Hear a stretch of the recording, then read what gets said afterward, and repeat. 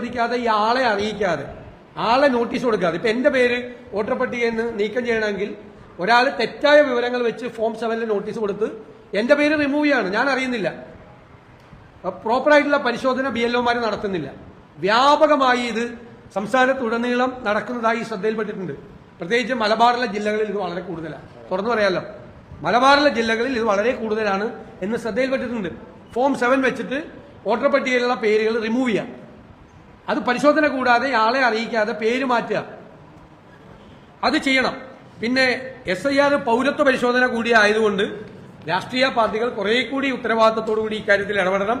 രാഷ്ട്രീയ വൈരാഗ്യം മൂലം എതിർ പാർട്ടി പ്രവർത്തകരെ വോട്ടർ പട്ടികയിൽ നിന്ന് നീക്കാൻ ഫോം 7 ദുരുപയോഗം ചെയ്യും എന്നുകൂടി ഞങ്ങൾ അഭ്യർത്ഥിക്കുകയാണ്.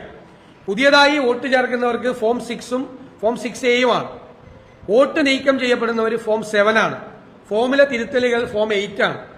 ഇത് ബൂത്ത് അടിസ്ഥാനത്തിലുള്ള പട്ടിക വെബ്സൈറ്റിൽ പ്രസിദ്ധീകരിക്കുകയും രാഷ്ട്രീയ പാർട്ടികൾക്ക് ലഭ്യമാക്കുകയും ചെയ്യണം. അടിയന്തരമായി തെരഞ്ഞെടുപ്പ് കമ്മീഷൻ ഈ കാര്യത്തിൽ ഇടപെടണം.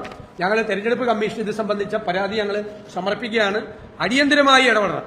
അതുപോലെ ഇന്ത്യക്ക് പുറത്ത് ജനിച്ച പൗരന്മാരായ പ്രവാസികൾക്ക് ഫോം 6A സമർപ്പിക്കുമ്പോൾ ജനനസ്ഥലം ചേർക്കാനുള്ള ഓപ്ഷൻ നിരന്തരമായി ആവശ്യപ്പെട്ടിട്ട് ഇതുവരെ വെബ്സൈറ്റിൽ ലഭ്യമാക്കിയിട്ടില്ല.